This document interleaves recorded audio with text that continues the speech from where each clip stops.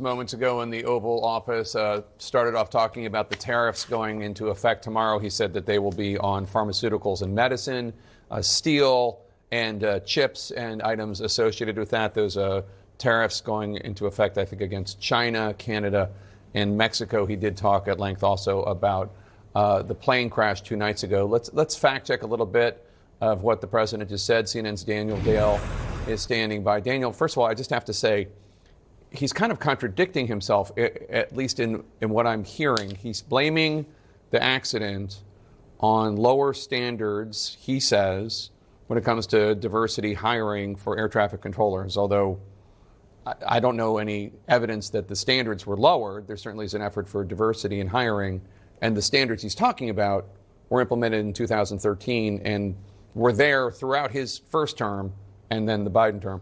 But beyond that, he's also blaming the pilot of the Black Hawk. So if he's blaming the pilot of the Black Hawk, I'm not really sure why it's the fault of the air traffic controller hiring system.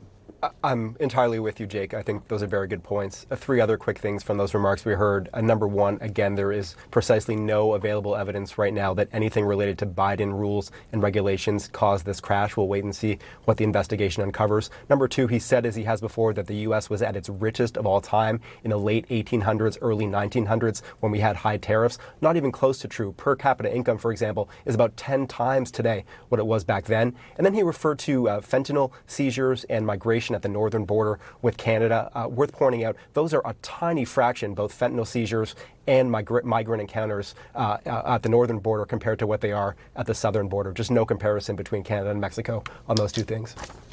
Canada's pride